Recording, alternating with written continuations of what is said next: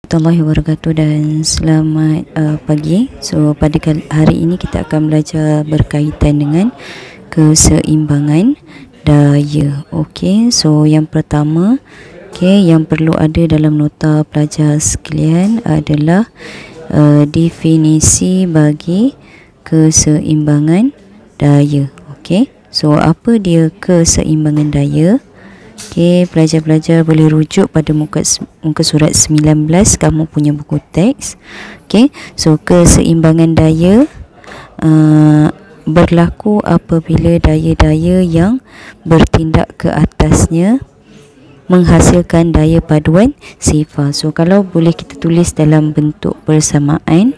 Okey, sebelum ni cikgu dah ajar kamu daya paduan, kita gunakan simbol F. Okey, ada cap ke atas dia.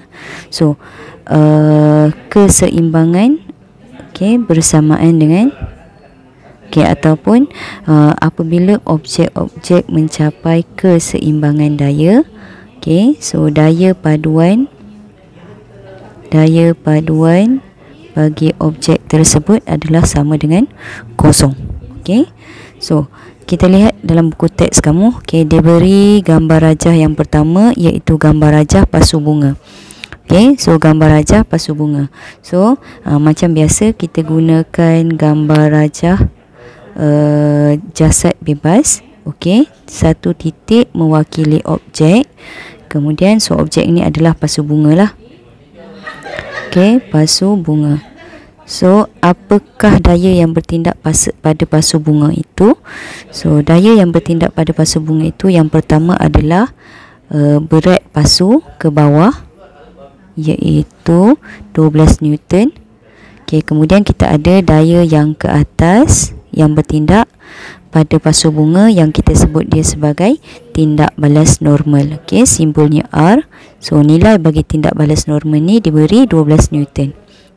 So bila kita buat penambahan ataupun kita selesaikan dia, kita nak cari daya paduan yang bertindak pada pasu bunga ini, apa yang kita buat?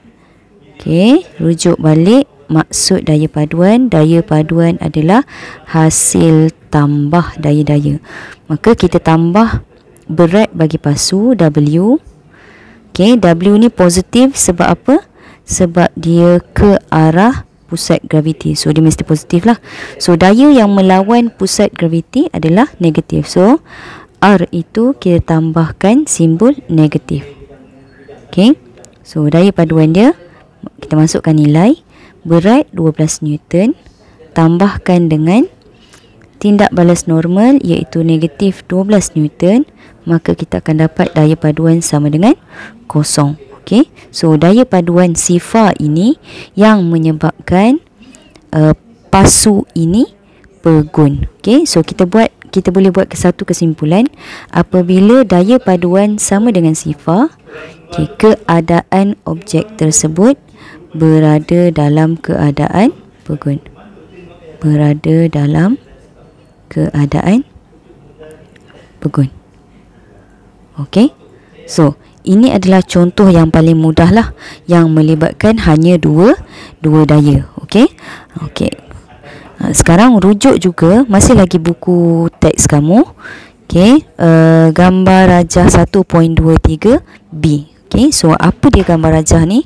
Gambar rajah ni merujuk kepada lampu yang digantung dengan dua tali. So mana tali dia? Ni tali yang pertama. So ni tali yang pertama, T1. Ini adalah tali yang kedua. Kemudian dia akan ada daya yang ketiga, iaitu berat bagi lampu tersebut. So macam mana nak selesaikan soalan ni? Dengan kata lain, macam mana kita nak tahu daya paduan yang bertindak ke atas lampu ini? So kita boleh selesaikan daya paduan yang bertindak pada lampu ini dengan menggunakan segitiga daya. Dengan menggunakan segitiga daya. So gambar rajah asal. Cikgu lukiskan semula gambar rajah asal. Kita ada lampu. Lampu. Lampu. Kemudian daya yang pertama T. Okey, cikgu tulis sana T1. Okey, tali yang pertama, tegangan tali yang pertama. Okey, so bila diguna tali, daya yang bertindak pada tali ni kita sebut dia sebagai tegangan tali. So ada dua tali, maka senangnya cikgu guna T1 dan T2 lah. Kalau ada 3-4 tali, kamu nomborkan saja T3, T4, T5 dan berapa tali yang dia guna. Okey, so T1 sama dengan 5 Newton. Kemudian kita ada tali yang kedua bersamaan dengan 3 Newton. Okey, kemudian macam cikgu sebut sebelum ni, semua objek dia ada jisim. Bila dia ada jisim, maka dia akan ada satu daya yang berkaitan dengan jisim, iaitu berat. Okay, now kita ada 3 daya. Okay, iaitu yang pertama tegangan tali yang pertama. Kemudian kita ada tegangan tali yang kedua bersamaan dengan 3 Newton. Dan kita ada berat bagi lampu ini bersamaan dengan 4 Newton. Okay, so cikgu rujuk gambar rajah ni. Okay, cikgu rujuk gambar rajah ni. So fokus pada gambar rajah ni sajalah. Okay, jadi macam mana kita nak selesaikan soalan ini?